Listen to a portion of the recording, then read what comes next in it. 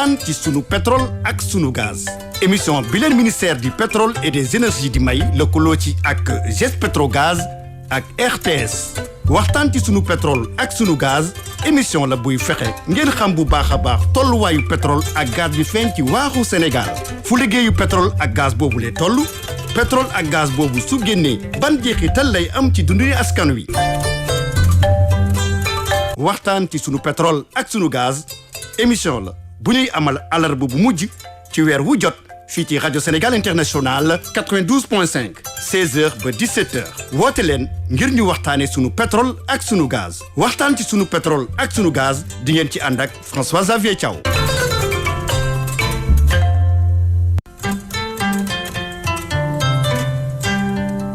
waxtaan ci sunu pétrole ak sunu gaz émission bi leen ministère du pétrole et des énergies di may lëkkaloo ci ak GES Petrogaz ak RTS waxtaan ci sunu pétrole ak sunu gaz émission la buy fexe ngeen xam bu baax a baax tolluwaayu pétrole ak gaz bi feeñ ci waaxu Sénégal fu liggéeyu pétrole ak gaz boobu lay toll pétrole ak gaz boobu su génnee ban jeexital lay am ci dundu askan wi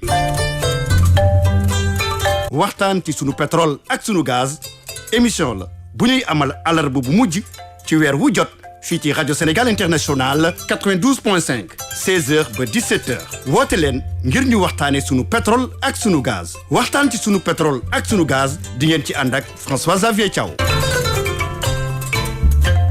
jërëjëf mbokk yi ci déglu bi ngeen déglu rajo Sénégal International tey Gérard Moïse Ndiaye moo nekk ci cabine technique bi ñu am mbégte di dellu si fii ci RSI 92.5 FM ngir seen émission waxtaan ci sunu pétrole ak sunu gaz muy émission boo xam ne ministère du pétrole ak des énergies moom moo leen koy may mu nekk tribune boo xam ne daal yéen leen ko jagleel ngir ñu waxtaanee loo xam ne sunu moomeel la mooy sunu pétrole ak sunu gaz.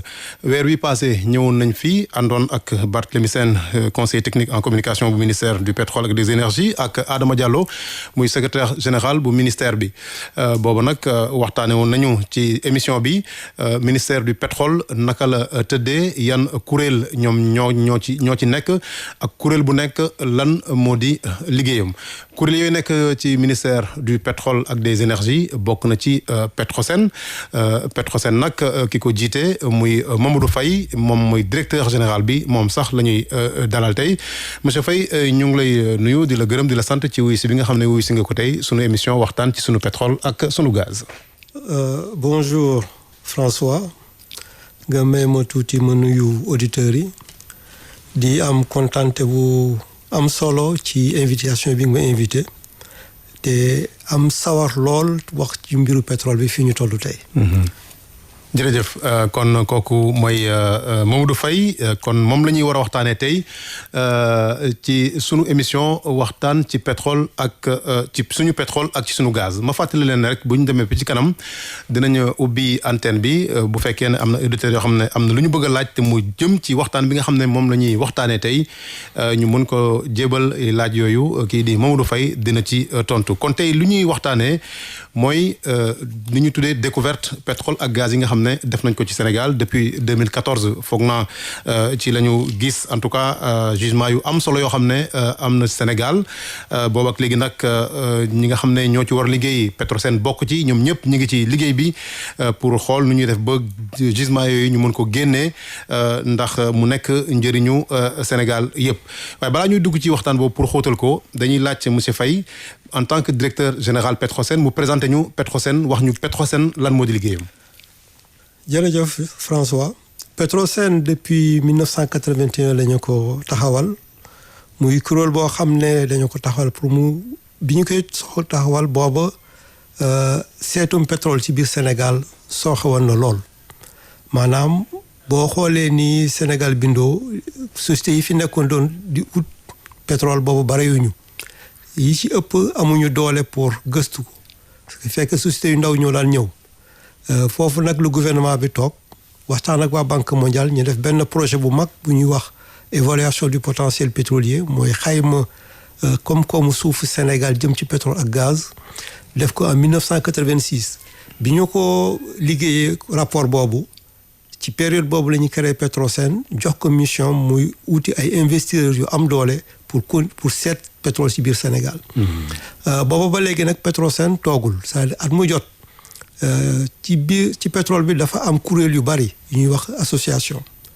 da ci am association yu mag yoo xam ne at mu jot dañuy organiser ay conférences ci monde bi am na États-Unis ay dëkk yu bari yoo xam ne dañ koy organiser am na Afrique du Sud am na Europe Angleterre Aberdeen ci conférence yooyu nag le Petrosen daan dem ànd ak ay techniciens ak ay rapports am di def ay présentations sur koom-koomu Sénégal jëm ci mbiru pétrole ak gaz ci yooyu nag li ñu indee compagnie yu bari yoo xam ne ñoo commencé depuis 1981 ba léegi di seet pétrole ci Sénégal en 86 87 gouvernement bi comme am na projet bu fi nekkoon boo xam ne da doon produire tuuti gaz di ko jaay Senelec gouvernement bi dénk projet boobu Petrosen pour mu seeti ay partenaires liggéey pétrole bi liggéey gaz génn gaz boobu mooy gazu Diamniadio bi. ba léegi gaz boobu ñu ngi koy produire. fi ñu ko jëkkoon a gis muy Diamniadio dañu yokk ba Gadiaga gaz boobu nag la ñuy génne coowul pétrole teen bi amoon problème. Diamniadio du Diamniadio bi nekk wër Dakar wala feneen la. non Diamniadio bi nekk boori Dakar. c'est que boo nee Diamniadio c'est-à-dire zone bi. mais du benn place du dëkk bi. tout à fait ci biir zone bi Diamniadio am na forage yu bari yu ñu defoon. dans les années 1967 benn société bu ñu wax SAP mu joxe Elf après moo defoon teen yooyu nag le Petrosen ak Tullow Oil ubbi woon di produire gaz bi di ko jaay Senelec dans les années 87 production boobu nag moo continuer ba 2000 Petrosen dem gas beneen teen bu ñuy wax Gadiaga 2 boobu nag moo jël relève bi Gadiaga 2 boobu mooy continuer de produire ak Sajaratu ba tey jii. Gadiaga boobu foofu la incident bi amoon defe naa mois de décembre bi passé. waaw fa la incident bi amoon. teen bi mais loolu booy xool ci mbiru gaz ak pétrole. du bulet day am fréquemment. parce que mooy ñuy wax gestion produit dina toll foo xam ne nga génn gaz bi mu tàkk mooy ëpp sécurité nga bàyyi ko ci biir suuf wala nga di ko jéem a gérer. donc loolu day am moo tax bi mu amee. matuwaay yi ñu jël la ñu jël muy Halliburton tey boo xoolee teen bi ni ñu ko saytoo benn danger amatu ci. waaw kon fay na bu baax a baax léegi benn danger amatu ci. fay na loolu xanaa dinañ ci ñëwaat ci kanam tuuti. léegi ñu des ci Petrosen. wax nga fan la Petrosen jógee. waaw année bi ñu ko est-ce que mën nañu wax ne liggéey Petrosen mooy def maanaam promotion. waaw mooy promotion pétrolière. moom la ñu def ba su ma yeboo mën a 1981 ba 2014. lii am nag 2014 mooy dañu toog discuter avec société yi fi newoon muy Phare Énergie ak Kern ciblé ay zone négocier avec des compagnies yu xala am moyen muy Conoco.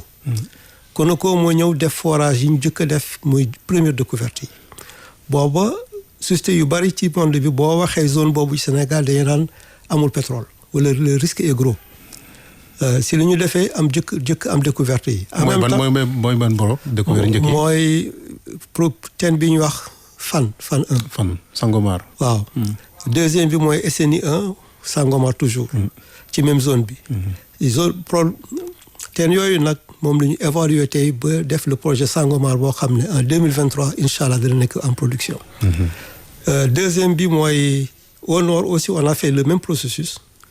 mooy dañu commencé discuter ak sociétés yoo xam ne am nañu doole am nañu xam-xam ci métier bi muy Cosmos mu ñëw fekki sañu ci projet Saint-Louis bi fekk ñoom lii ñuy xool en Saint-Louis seetoon nañu ko côté Mauritanie ba ñu ko gisee côté Mauritanie yi ñëw nag propose ñu forage bi ñuy wax Gëmbal 1 moo nekk découverte de gaz bi du côté Sénégal c'est la ñu commencé am découverte yu am solo yooyu ba léegi. kon kooku mooy projet GTA bi nga xam ne Sénégal ak Mauritanie ñoom ñoo ko bokk. waaw boobu mooy GTA mooy bu njëkk bi. mais am na projet boo xam ne Sénégal moo ko moomal boppam moom la ñuy wax Yaakaar Teranga. Yaakaar Teranga. waaw voilà boobu Sénégal moo ko moomal boppam. waaw léegi dinañ ñëwaat tamit ci découverte yi mais dama bëggoon encore ñu gën a xuusaat ci biir Petrosen. pour ñu gën a xamante ak moom. waaw ndax Petrosen léegi dafa mel ni dañ ko tas ci ñetti pàcc. waaw loolu lan moo ko expliqué ak naka la demee. xam nga tant qu'on était dans la promotion. du soxla nit ñu bari. parce que li muy soxla mooy ay équipe yoo xam ne géophysique géologie la ñuy def pour liggéey ci données yi wane potentiel bi pour attirer des investisseurs boo demee ba trouver nag dafa am ay jalons yu am solo yoo xam ne bu fekkoon ne dërëm ngay dépenser di nga dépenser 100 francs déjà sur le plan technique li muy laaj nga saytu dossier yi bu fekkoon ne kenn nit mooy liggéey dina laaj fukki nit yuy liggéey yooyu yëpp bi ñu amee découverte yi nag dañu xam ne caaxaan jeex na il faut aller qu'on s'engage dugg ci loo xam ne danañu mën a saytu projet yi saytu projet bi ci njëkk boo amee découverte mooy évaluation boo gisee pétrole mënul nekk ne sur le champ nga koy produire fa nga xayma ba xam ndax am na njariñ waaw wala déet c'est-à-dire boo ko génnee ci biir suuf ak liñ ci dépensé yëpp est-ce que boo ko jaayee di nga ci génne loolu mooy évaluation bi évaluation bi dafa am benn aspect technique am aspect juridique am aspect économique aspect yooyu nag foog nga yow mi bokk ci projet bi parce que bu ñu contrat bu ñu mos a signé Sénégal Petrosen commencement day am 10% yooyu société pétrolière yi ñoo koy porter c'est-à-dire ñun duñu investir mais bu ñu demee ba gis projet boo xam ne war na am rentabilité foofu Petrosen participation day yokku de 10 à 20%.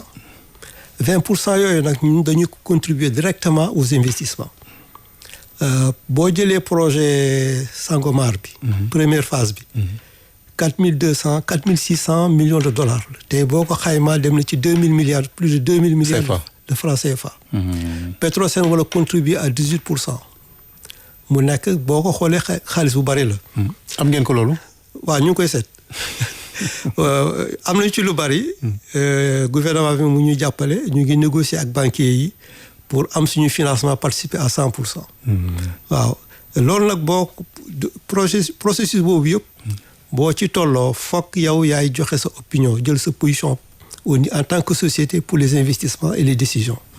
moo tax ñu recruter ñu bari mais emul foofu pour prévoir l'avenir fokk aussi nga am boo génnee pétrole ci biir suuf saytu ko fokk nga xool noo koy jaayee parce que mbir mi yëpp lan la mooy dinañu dépenser xaalis bu bari mais li ci am solo mooy xaalis bii ñëw munoo jël sonn lu bari jël sa xaalis dugal ci biir bàyyi jàmbur jaayal la moo tax ñu créé Petrosen TS boo xam ne tey moo war a saytu luy jaayam produit pétrolier ci ressources yu ñu génne waaw loolu mooy ñetteelu pàcc donc société bi existé woon Petrosen SA dafa nekk ñetti pàcc buy holding bi Petrosen exploration production mooy saytu mbiru technique bi jëm ci gis seet ak produire pétrole ak Petrosen TS bi xam ne tey métier mooy jaay produit yi waaw d'accord très bien kon ñu fàttali leen ne yéen a ngi seen émission waxtaan ci sunu pétrole ak ci sunu gaz ñuy dalal Mamadou Faye moom mooy directeur général bu Petrosen Holding dégg ngeen nu mu ko expliqué ci Petrosen nañ ko tasee léegi ci ay pàcc léegi sànq wax nga lu am solo muy wàllu évaluation wax nga sax ne rien que pour projet Sangomar bi ay 2000 milliards de francs CFA lay laaj xëy na pour ñu mën a génne pétrole bi bu ñu desee ci évaluation boobu par exemple projet boobu naka lañ koy évaluer lan moo fa nekk ak lan la ci Sénégal mën a gagné. waaw boo xoolee pétrole ci biir suuf maanaam dafa si benn zone lay ne. zone bi day am li ñuy wax extension muy surface bi ak épaisseur bi boo ci xayma bi nga koy xayma bi ci jëkk mooy boo fooree Petrosen bi naka lay génn pétrole bi naka lay génne mooy débit bi. parce que modèle économique ci loolu lay basé tey booy produire da nga naan 100 000 barils jour wala 200 000 barils jour ak loolu ce modèle économique ci loolu lay basé par rapport au prix du baril par rapport aux investissements donc loolu nag pour nga mën ko xayma ci base foog nga dem ci évaluation études yu bari mooy da ngay def ay forage bu ci nekk dafa am nooy saytoo ni ko wax suuf si pétrole bi nekk noo koy saytoo ñu di ko wax réservoir da ngay def ay analyses yoo xam ne moo lay wan ni pétrole bi doxee ci biir suuf pression bi mu àndal ak bu ñu ko génnee yan qualité lay doon yooyu yëpp bu ñu ko étudier ba pare si la ñu jox yenn caractéristiques pétrophysiques ci réservoir bi mën a xam tey bu ñu koy produire ñaata la ñu mën a génneel par jour boobu moo ci jëkk bi ci des nag mooy xam nga boo pétrole ak ndox ak gaz ñooy ànd ci biir suuf. yooyu boo ko xaymee ba xam ko da nga naan ban technologie ngay utiliser mooy c'est-à-dire FPSO ñi ngi koy wax mooy plateforme de production mais plateforme de production bu ci nekk par rapport ak produit yi muy fekk ci biir suuf war ko génne saytu ko traité ko yooyu yëpp ci évaluation bi la ñu koy def évaluation mooy indi day am rapport yu bari yoo xam ne bu ñu ko saytoo ba lépp pare si la ñuy def évaluation économique bi xool ban concept de développement la ñuy def c'est-à-dire ban naka la ñu koy génnee ci biir suuf naka la ñu koy saytoo nan la ñu koy nu ko conserver ba mën ko jaay après. processus boobu yëpp nag mooy indi le modèle d'investissement boo defee sa modèle d'investissement xool sa processus de production moo lay wan sur le plan économique ba rentabilité nga am. rentabilité boobu nag si la ñuy basé pour dire que projet bi baax na wala baaxul. kon seen projet fu mu nekk nii Sangomar par exemple projet bu rentable la ci li ngeen xayma. waaw projet bu rentable la parce que bi ci ëpp solo ci paramètre économique mooy le prix du baril. baril sax ci wolof nan lañ ko mën a tuddee. mooy lan baril ci pétrole bërigo la. bërigo waaw. bërigo c'est-à-dire pétrole bi dafa am. ni ñu koy nattee. natte boobu. bërigo mooy 100 litres enfin téeméeri litres ci ñun wala. téeméeri litres ak juróom benn fukk ak juróom. waaw mooy bërigo.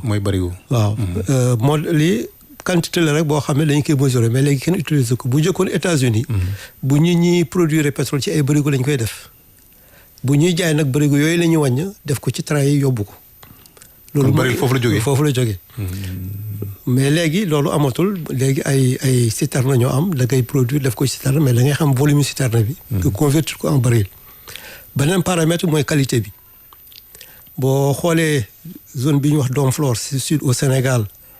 qualité waaw mooy Domflor zone boobu am nañu fa pétrole yàgg na mais kenn mënu ko génne parce que qualité bi baaxul. waaw léegi dañuy taxaw sax ci loolu qualité pétrole xam nga ñun pétrole li ñu ci xam mooy mu nekk essence wala mu nekk gasoil wala mu nekk ci pétrole ñu def ko ci lampe pétrole moom bu nekkee ci biir suuf naka lay mel yaa ngi wax sànq dafay ànd ak ndox ak gaz. waaw pétrole bu maanaam qualité dafa am qualité yu bari même bu àndee gaz ak ndox boo ko génnee dafa am loo xam ne mën nañu wax densité bi. ak yeneen impureté yu muy àndal bi ci gën a bon ci qualité li produit ci impureté yi mooy le soufre parce que boo ko dugalee ci yenn équipement yi da koy corroder rapidement moo tax bu ñu koy saytu dañu xool boo ko maanaam pétrole boo jël qualité bi boo ko traité raffiné ko dafa am ay produits yu muy génne muy essence gasoil nafta comme encore LPG yooyu yëpp ci yooyu la ñuy déterminer la valeur même en réel moo tax ñu définir des comme quoi de qualité de référence comme le Brent et le WTI muy États-Unis yooyu nag bu ñu koy xam dañuy comparer ce pétrole bi par rapport à ce Brent là du point de vue qualité si la ñuy déterminer les prix loolu moo ko indi moo tax pétrole lii ci ëpp solo dëgg mooy boo amee qualité bu baax te moom la ñu am 33 degré API boo ko amee di nga ci mën a génne ay produits yu am solo comme essence ak gasoil parce que lii ci ëpp valeur tey ci produits yi ñu génne ci pétrole boo ko raffiné. mooy essence ak gasoil donc bu fekkee yow boo raffiné génn quantité bu bari ci baril bi moo lay wan ne ce pétrole baax na. d'accord ok d'accord très bien kon ñoo ngi ak Mamadou Faye moom mooy directeur général bu Petrosen ñuy waxtaan ci sunu pétrole ak ci sunu gaz ñu nekkoon nag ci évaluation projet bi nga xam ne moom mooy Sangomar balaa may quitter projet boobu ma laajaat beneen laaj boo xam ne ba léegi leeragul ci sama nopp. pétrole bu nekkee ci biir suuf ndox lay doon wala naka lay mel. c'est-à-dire pétrole ak diwlin li ñu utewuñu lu bari. c'est que huile la maanaam mënul mélanger wook ndox. waaw. du mélanger wook ndox. gaz c'est-à-dire gaz bu bari mën nañu ko dissoudre ci biir pétrole. boo ko génnee ak pression bi gaz bi lay dégager wu dem. mais pétrole bi lay nekk liquide. mais boo ko defee ndox day flotter ci kaw ndox mi. moo tax ci biir suuf ci gisement yi. da ngay gis gaz bi mooy nekk ci kaw pétrole bi nekk ci digg bi ndox mi nekk ci suuf. à chaque fois comme ça la fu pétrole am ça veut dire gaz am na fa. ñaareel gaz am na fa. parce que pétrole c'est-à-dire bu pétrole mooy ni muy nekk ci biir suuf. pétrole du hasard maanaam ci ñi gàncax yi demee ci biir géej mooy jën yiy dund plancton bi ak garab yi sax bu ñu duggee ci biir géej suuf si da leen di muur au fur et à mesure ñuy dugg ci biir suuf ñooy sori ci biir suuf day décomposé wu décomposition boobu nag mooy commencé di indi ay produits yu dëgër yu wax ay huile lourde bu demee ba gën a sori ci biir suuf day gën a décomposé wu nekk pétrole bu gën a sori ci biir suuf 4000 mètres 4500 mètres pétrole bi day changé nekk gaz donc processus continu la depuis le début jusqu'à la fin mais c'est la transformation de la matière organique moo tax bu ñu géologue yi seet suuf yi seet pétrole ci biir suuf li ñuy jëkk xayma ci biir suuf mooy est-ce que am na ci suuf si ñuy romb boo fooree suuf yi ngay romb est-ce que am na suuf soo xam ne mën na meññ pétrole moom la ñuy wax teneur en carbone yooyu géochimiste yi yàgg nañu ko liggéey fii ci Sénégal il y a un spécialiste boo xam ne Petrosen la nekkoon xam-xamam yëpp ci loolu la màcc bu ñu fooree bu ñu defee analyse li ñuy jëkk a xool mooy ci suuf si ñu romb ñu di ko ay argile est-ce que argile yi ñoom am na ci yoo xam ne am na teneur en carbone assez élevé teneur en carbone yooyu nag ñooy bu ñu nekk si yenn profondeur yi ñooy décomposé wu nekk pétrole wala gaz foofu la pétrole yi jógee. ok waaw ok alors kon bu ñu jógee Sangomar ñu dem GTA bi ñu ko évaluer lan la joxe. waaw gaz ak pétrole xam nañu oote tuuti parce que comme gaz moo gën a mobile ci biir suuf. boo amee yenn réservoir yi man nga def ay calcul rapide. parce que comme surtout cas wu GTA. suuf si ni mu bindoo ci bandu suuf si. comme ni ñu koy wax suuf c'est-à-dire suuf bu ñu koy wax dañuy am argile ak sable bi suuf si gaz bi nekk bu fekkee ni mu laloo ci biir suuf dafa homogène continu boo defee benn ñaari forage mën nga def sa évaluation projet GTA bi noonu la bindoo c'est-à-dire on a des bancs c'est-à-dire sable bi dafa nekk benn banc compact sur des épaisseurs de plus de 150 mètres ba pare yaatu ce qui fait que 2-3 forages lu ñu xam ne quantité yi fi nekk avec des précisions de l'ordre de 75%. bi ñu ko xoolee la ñu xam ne quantité bi déjà ci volume yooyu c'était économique moo tax études yi ñuy def Sangomar ñoo gën a poussé yi ñuy def GTA.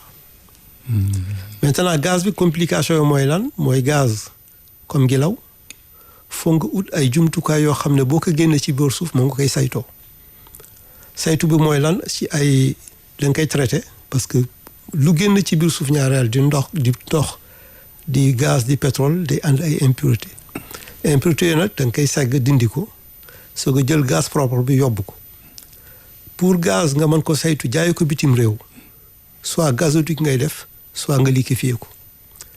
liquéfier mooy lan. liquéfier mooy gaz bi da nga koy compressé ba mu nekk ndox. waaw da ngay compressé muy sedd ngay compressé muy sedd ba mu nekk ndox. nga def ko ci comme conteneur yoo xam ne après ni nga ko mën a yóbbu fu la neex ci àddina jaayi ko. moom la mooy projet GTA bi parce que boo ko deful investissement yi muy laaj bu dee un marché limité comme l'Afrique comme notre sous-région projet bi du mën a rentable parce que marché bi c'est limité en consommation boo ko fi doon parce que GTA bi lu mu bon dina dem ci 3000 milliards de francs CFA. waaw kon phase benn phase bi. benn phase bi rek. waaw 3000 milliards de francs CFA. bay 2000 la ñu waxoon bii 3000. xaalis waaw bële pétrole la. waaw. kon gaz moo gën a jafe defar pétrole. moo gën a jafe génn pétrole waaw. infrastructure yi ngay mettre en place. pour gérer gaz bi. toujours en investissement mooy ëpp yi ngay def pour pétrole bi waaw. te booy jaay defe naa pétrole mooy gën a cher gaz wala. waaw pétrole naturellement moo gën a cher gaz. pétrole ay par baril la bale par mètre cube la à peu près te mètre cube bon am na équivalence quoi mais pétrole moo gën a condenser gaz du point de vue capacité calorifique ak yi demee noonu waaw. gaz bi buñ ko génnee gaz bi ndax mooy moom la ñuy def ci bouteille gaz yi wala lan lañ ci mën def. waaw disons que gaz bi comme ni pétrole bindoo gaz bi ay qualité la. bii gën a oyof ci gaz yi moom la ñuy wax méthane. projet bi ñu am yaakaar naa si je ne me trompe méthane bi représenté 97%. mais am na yeneen gaz yu ñu wax éthane propane butane butane la ñuy def ci bouteilles yi ñuy def ci cuisine yi c'est-à-dire boo wàccee ci gaz yi bi gën a léger mooy méthane c'est H4 tegu ci muy éthane butane li propane butane soog a ñëw 4e position butane nag ak propane li ñu mën a liquéfier facilement def ko ci ay bouteilles mais quantité yi ñu am fii ci projet bi barayul mais mën nañu ko extraire bu fekkee dañu produire gisement bi am na partie yoo xam ne mën nañu ko extraire réserver ko pour d'autres industries waaw gaz bi moom lu ñu ci bëgg a def ci bu GTA bi nii bu diggante suñu ak. waaw bu GTA bi li ci ëpp mooy comme ni ma ko waxee dañuy liquéfier exporter mais li ci bari dinañu ko indi ci biir réew mi pour produire de l'électricité wala industrie yi ko soxla parce que fi mu nekk ñu ngi def ay études yu bari. kon gaz mën na defar électricité courant. waaw disons que gaz moo gën a facile pour def électricité bu ñuy wax mix énergétique entre fuel gaz et autres produits gaz moo gën a yomb pour defar électricité te actuellement moo gën a moins cher boo demee États-Unis par exemple lii ñuy utiliser lii ñuy jël ci gaz pour defar électricité moo gën a bari waaw. te mooy gën a moins cher defe naa ñu ne boo ko defaree ci waaw. normalement moo gën a moins cher. moo gën a moins cher. waaw leneen lu ñu seetlu mooy découverte yi ñu def Sénégal li ci gën a am solo ci géej gi la nekk. loolu nan lañ ko mën a expliquer. waaw mooy loolu mbiru géologie la xam nga mooy li ma wax léegi ci mbiru suuf ak suuf soo xam ne mën na génn gaz wala pétrole. monde bi boo xoolee monde bi zone bu nekk ci monde bi am na li ñuy wax histoire géologique mooy booy xool ci côté Afrique bi fii dañuy naan géeju Atlantique bi. il y a 300 millions d'années 150 millions d'années la commencé ubbeeku mooy lan tey boo xoolee diggante États-Unis ak Afrique dañuy gën a soreyante c'est-à-dire il y a la tectonique des plaques. mooy loo xam ne ci biir suuf la loolu jàngoon nañ ko ci géographie. ñu ne continent yi ku nekk dafa dem ci. voilà booram yooyu mooy joxe histoire zone boo nekk ci Afrique bi Afrique bi suñu zone bi. du moins ci ni muy bindoo noonu dafa am commencement ak jeexital. commencement bi mooy naka la géej gi ubbeekoo naka la bindoo woon lan moo ci déposé woon ak yooyu yëpp dañ koy saytu ba xam évolution boobu ay période la dafa am période yoo xam ne comme ni ñu koy waxee léegi il y a le réchauffement climatique géej gi day gën a yéeg bu géej gi gën a yéeg day am ce qu'on appelle les transgressions bu transgression amee li tubaab di wax transgression mooy géej gi day màbb dugg ci continent bi day am zone yoo xam ne mooy créer ay argile yooyu c'est le produit matière organique bi déposé bu dee suuf si mëdd ko suuf soosu nag mooy dugg ba ci biir suuf fii Sénégal bu ñuy xool suuf yi xam ne ñoo meññ pétrole wala gaz yu bari la bi ñu ci jëkk jàng mooy le Turonien 65 millions d'années jàngaat ci l'Albien jàngaat ci Aptien jàngaat ci néocombien yooyu yëpp ay étage la ci biir géologie yoo xam ne dañu koy jàng ci mbiru suuf la si ay date la. lan la yooyu ay étage yu nekk ci biir suuf si. waaw ay date c'est-à-dire bu ñuy géologue yi bu ñuy jàng histoire bassin. comme Sénégal dañuy xool bassin bi nu mu évoluer jël ay date repère yooyu nag dañ koy méngale yeneen date ci bari faneen ci monde bi. jël ko comme référence yooyu ñoo leen di may ñu mën a def li ñuy wax corrélation yi maanaam boo ko gisee Égypte wala Algérie wala gis ko Congo bu ñëwee Sénégal naka la war a mel nga def ay analyse comparative def ay études yooyu nag moo lay may nga mën a maîtriser évolution géologique bi mën a prédire la fin mën a taxawal si stratégie de recherche waaw loolu nag bu ma yeboo ma ne liggéey bi Petrosen njëkk a def foofu la commencé.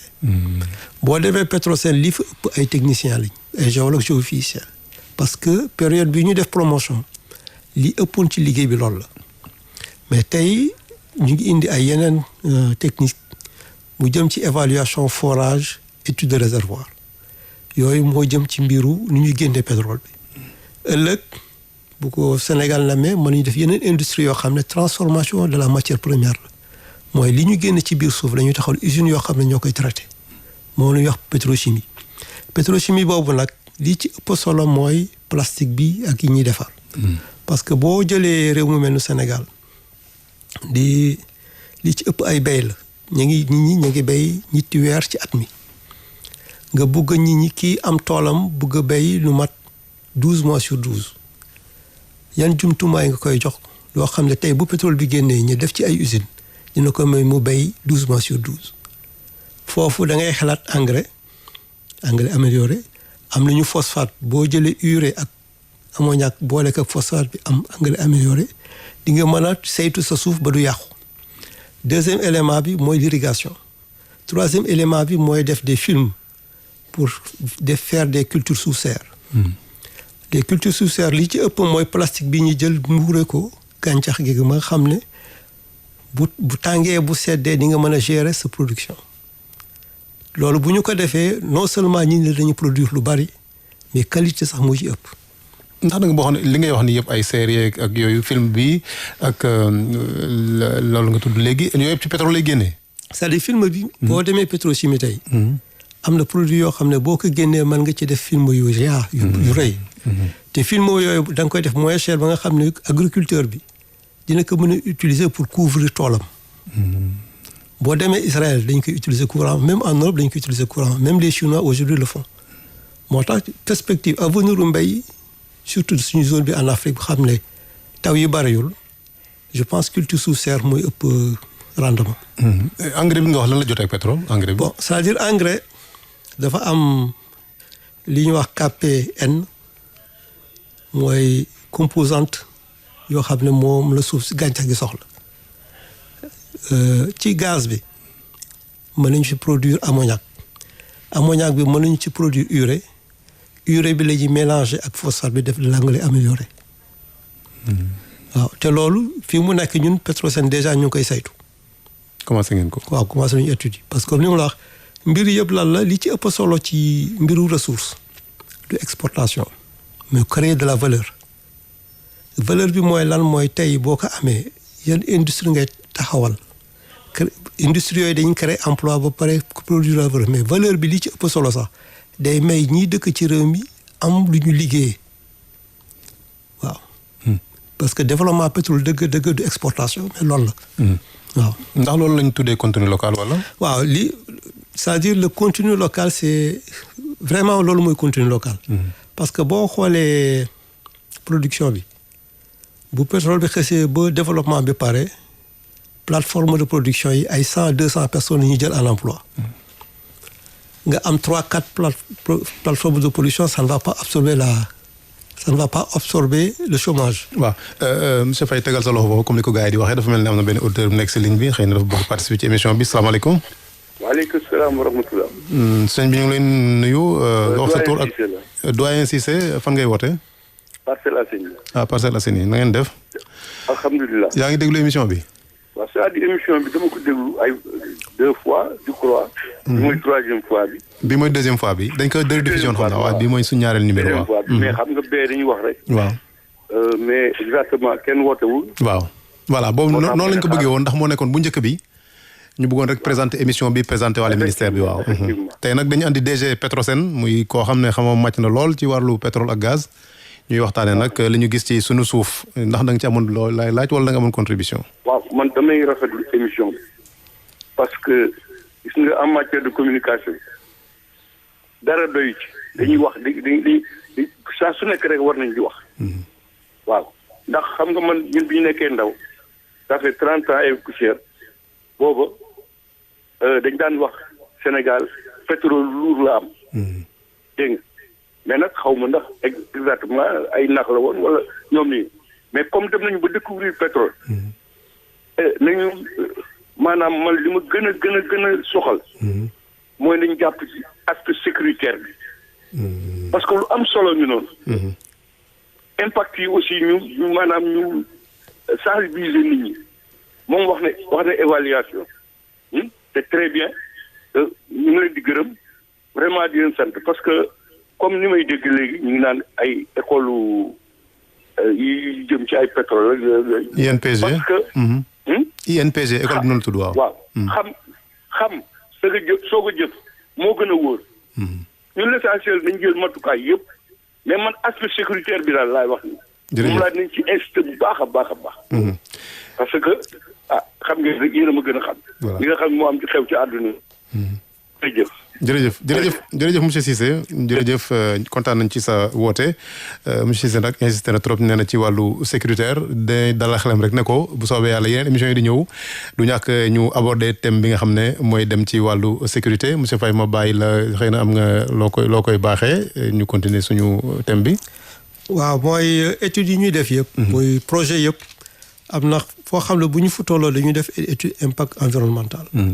mooy dañuy xool tey bu ñu ko waree produire ak jumtuwaay ñuy jël yëpp ban impact la am ci nit ñi ci jaww ji ak ci mala yi loolu yàgg nañu ko def parce que moom la loi bi imposé au Sénégal depuis longtemps mais mbiru gaz dégg naa ñi naan gaz bi day rey jën yeeg day tax jën bi duy dem ak yu kan xamul.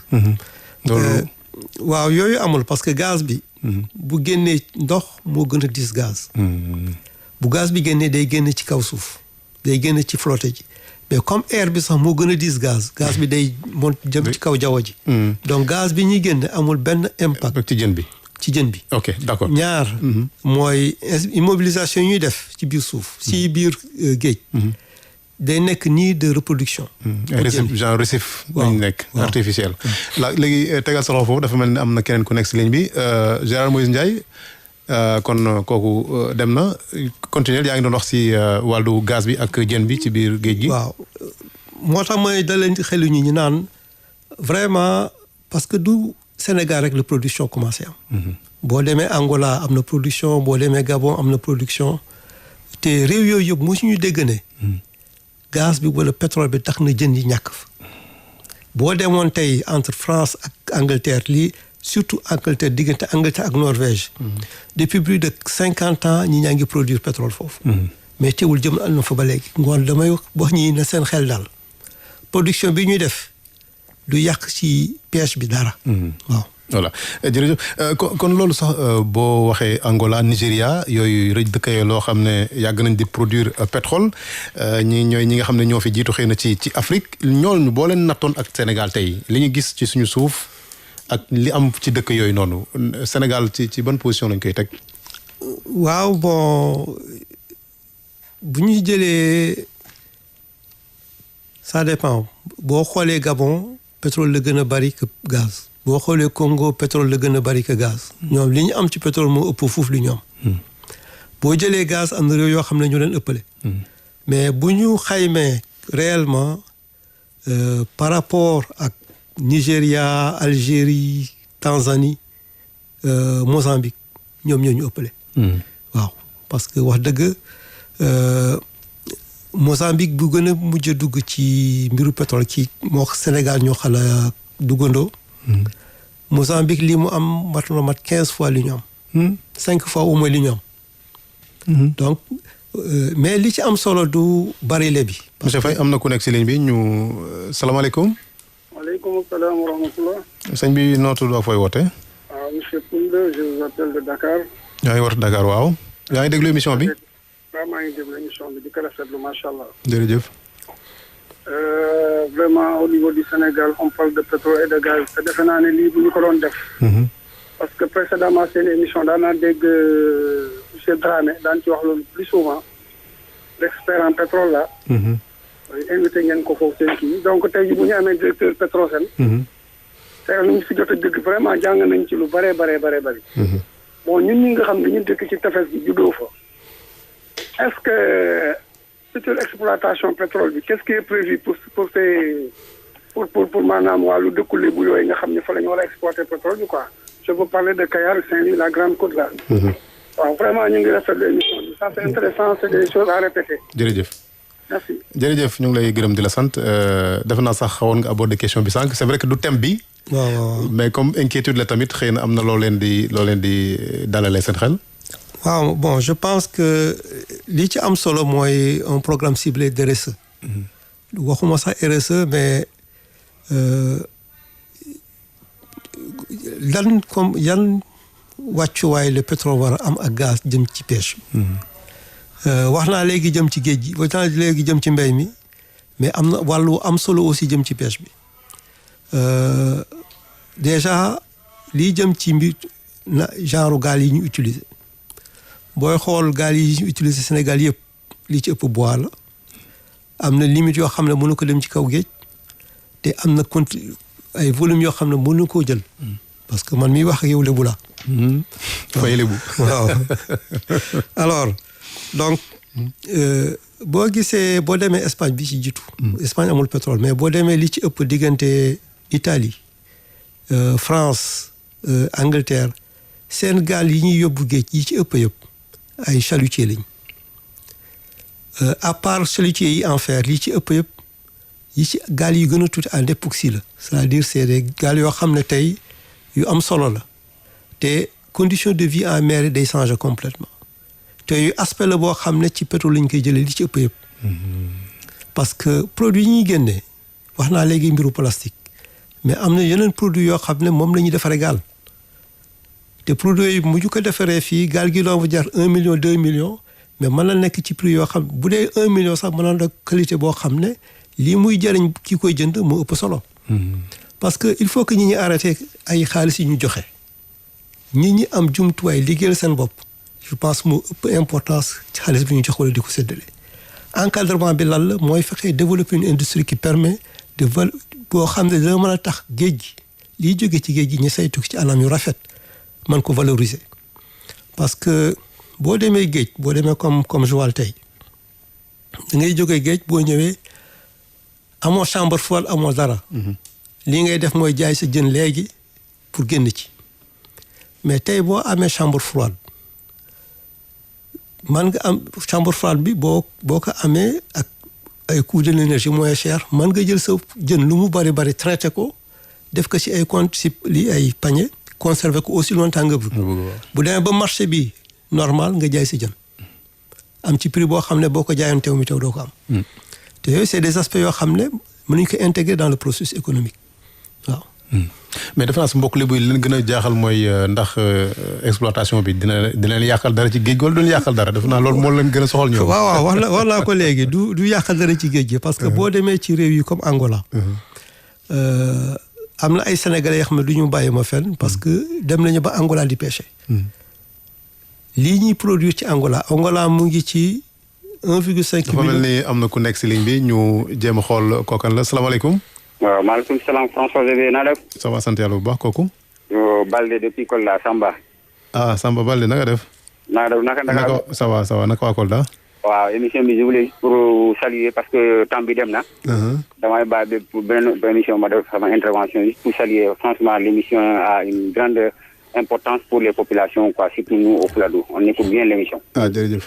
ok jërëjëf François merci jërëjëf jërëjëf Balde nee na waa Kolda ñu ngi déglu émission bi defe naa Kolda amul pétrole de amagul de xanaa. waaw bon Kolda bi ci jëkkoon avant ñi ñuy def forage yu Domflor yi def nañu fi ay forage tey amoon nañu fi ay projet mais depuis 91 la ñu arrêté recherche yi pour des raisons de sécurité. mais bëgg nañu daal bu fekkee yoon mayee na ko ñu commencé fa def recherche parce que dafa am lu ñu wax ci wàllu Sénégal jëm Guinée-Bissau ak Guinée suuf soo xam ne ci Algérie moo meññ pétrole ak gaz bi ñu wax Algérie. suuf soosu gis nañu ko fa te am na solo daal mën na am ci zone boobu. suuf soosu nekk dans des conditions xam ne. mën na génne lu am njariñ. waaw. ok moo tax ñu wax ne géologie du loo xam ne da ngay am sa zone rek da ngay jàngal si lu ne. parce que moom la ñuy wax niveau comme ni ma la ko waxoon léegi le silurien. bon gëstu nañu ko am na teen yu ci jaar. xool lañu suuf sa nu mu bindoo. jàng nañu ci lu bari.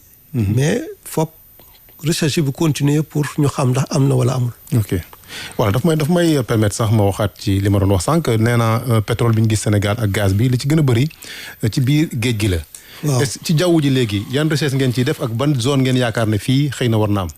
xam nga booy seet. yàgg nañu seet pétrole ci Sénégal forage yi bari na parce que avant ñu gis yi ñu mujjee gis en 2014.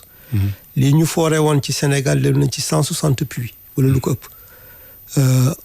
puits yu bari ci biir Sénégal la ñu ko foore woon ci suuf si c'est-à-dire ci biir ndox mi mais yi ci ëpp yëpp dañu gisul pétrole bu am solo moo taxoon ñuy jàll ba ci géej bi ñu demee ba ci 500 mètres yi booba gis foore nañu forage yu bari mais qualité bi ñu gis wanul pétrole bu bari il fallait que nag ñu dem plus en profondeur mooy ci biir géej foo xam ne dépassé le 1000 mètres si lu ñu def forage yi gis pétrole ak gaz booy xool li ci ëpp ci forage ci pétrole bi ñu gis ak gaz bi li ci ëpp solo ci xóotaayu ndox dem ëpp na 1000 mètres. waaw loolu sori na de. waaw sori na mais géologie moo demee noonu. waaw ok yooyu il faut ñu am ay jumtuwaay yu am doole pour ñu mën ko génne. moo tax booy xool zone boobu société pétrole yi am doole ñoo ko mën a saytu. boo fi indee société boo xam ne doole mayu ko. yàgg day dem ba ci biir jaay. ok waaw dafa mel ni am na ku nekk si ligne bi salaamaaleykum. Allô, Javier? Oui. Je suis en direct. Kookan la waaw. Ah oui vous êtes en direct bien sûr kookan la ah dafa mel ni dem na kon yaa ngi woon ci jumtuwaay yu am doole yi nga xam ne ñoom la ñu war a utiliser pour ñu mën a génne pétrole bi. xam nga boo nekkee ci suuf c'est-à-dire li gën a cher ci seetu pétrole mooy forage bi. bu fekkee ci suuf nga ne boo dee forage boo xam ne dina mettre 3 kilomètres ak demi ci biir suuf dina dem ci ay 15-25 millions de dollars. boo demee ci moins de 500 mètres d'eau ay yeneen jumtukaay ngay utiliser pour forer bu dee forage bu dem ci 3500 mètres de profondeur di nga dem ci ay 25-30 millions de dollars. mais boo demee au-delà de 500 mètres yeneen jumtukaay ngay wute bu demee ba 1000 mètres nag. tey forage yi ñuy def autour de 1000 mètres c'est 75 à 100 millions de dollars. loolu ci CFA bëri na 35 milliards ba 50 milliards. forage bu nekk. waaw bu fekkee gisagoo da ngay gis bu fekkee gisoo da ngay perte. loolu doy na war de monsieur Faye. waaw mais mooy mbiru pétrole moo tax boo ko daan def da ngay xayma xool ba xam. xanaa loolu moo tax dëkk bi du ko mën defal boppam foo ñu woo ay compagnie. waaw c'est-à-dire même boo ko buggee def compagnie ñu koy def dañu am stratégie. maanaam du sa xaalis yëpp ngay dugal boo ko daan def bu fekkee yow da nga jël benn zone comme ni si yenn sociétés yi defee boo demee ba war a foore da ngay seeti yeneen partenaires ñu jàppale la.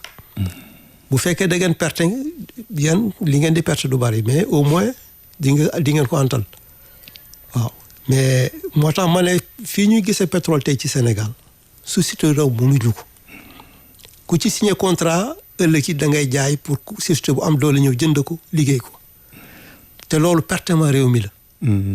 moo tax tey stratégie mooy lan du ñu wax ak société yu ndaw jëm ci loolu. waaw dafa mel ni am na keneen ku nekk si ligne bi salaamaaleykum. maaleykum salaam sëñ bi na nga def. ça va sant yàlla bu baax. kooku waaw man la Alassane Sow. waaw Sow na ngeen def fooy woote.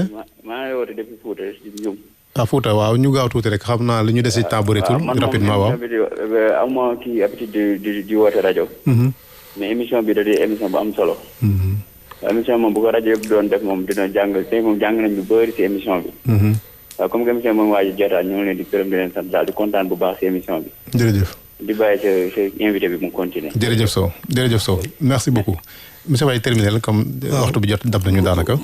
comme ni ma ko waxee tout à l'heure mooy zone bi ñuy xam nga Sénégal booy dafa loi bi dafa ne. zone ku nekk da ngay jël bloc. signé contrat ak état su ko commencé liggéey. programme bi ñu mujjee def depuis 2019 dañu ne daal am na zone yoo xam ne mënuñu ko jox société yu ndaw. parce que boo ñu ko joxee non seulement du ñu liggéey li ñu fay liggéey lu yombalee doon après seeti société yu mag pour ñu liggéey. pour jaay ak yooyu waaw. moo tax loi bi léegi du loi bi sax mais suñu stratégie mooy dañu koy arrêté. société yu ndaw yi bu ñu bëggee mën nañu am ci suuf wala foo xam ne ndox mi xóotul waaw. mais fii xóot société yu mag lu ñu koy jox pour éviter ku ko jël di spéculer di dugg ci lu ne. waaw ci fi ñu nekk nii ci liggéey yi ñuy liggéey ci projet yi yan compagnie ngeen di liggéeyal tey jii nii ak naka la ngeen leen jëlee rapidement vraiment 2 minutes moo ñu dese. defe naa loolu moom. xam naa dina xaw a disons que mooy projet Saint-Louis bi ñu bokk ak Mauritanie. foofu BP moo fa nekk ak Cosmos ak ñun. Petrosen. waaw parce que projet bu nekk Petrosen daf fiy nekk 10% comme ni ñu ko waxee. projet bu nekk bii ñu ngi 20%. 20% waaw parce que jàll nañu foo xam ne. léegi passé nañu fi ñu war a nekkee 10%. waaw 10%. alors boo ñëwee yaakaar teranga aussi. ñu ngi fa on vise 20% mais BP Cosmos la ñu fa nekkal. boo ñëwee projet Sangomar bi comme ni ma ko waxoon léegi sociétés yi xam ne amuñu doole mujj nañu jaay seen walla dem. ñoo Woodside ñoo fa nekk. bon te Séoul am na yeneen bloc yoo xam ne ñu ngi ciy liggéey Total mu ngi fiy liggéey ak yeneen société mais comme ni ma ko waxee yi ci ëpp importance tey mooy société yooyu. waaw voilà suñu émission kon tey fii la ñuy yem ñu gërëm bu baax a baax Mamadou Faye muy directeur général bu Petrosen ñu bàyyi la nga tàggu rek ndax am na loo xam ne bëgg nga ko baaxee auditeurs yi. waaw bon je pense que lii commencement la.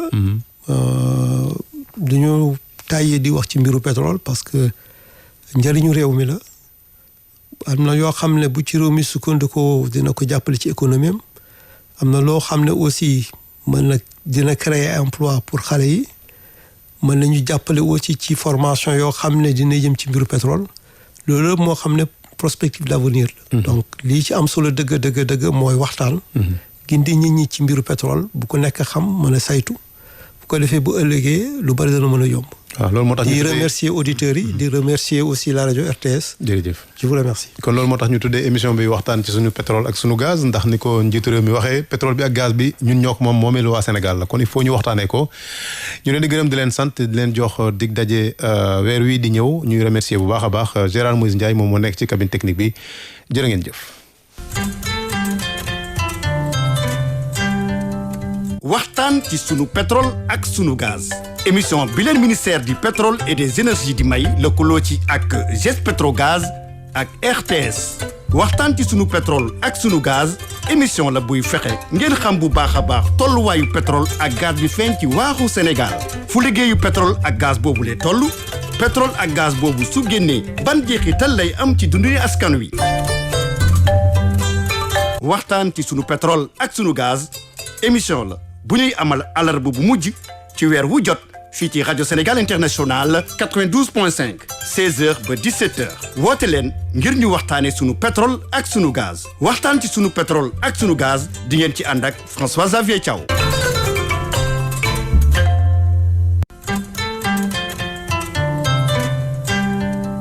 waxtaan ci sunu pétrole ak sunu gaz émission bi leen ministère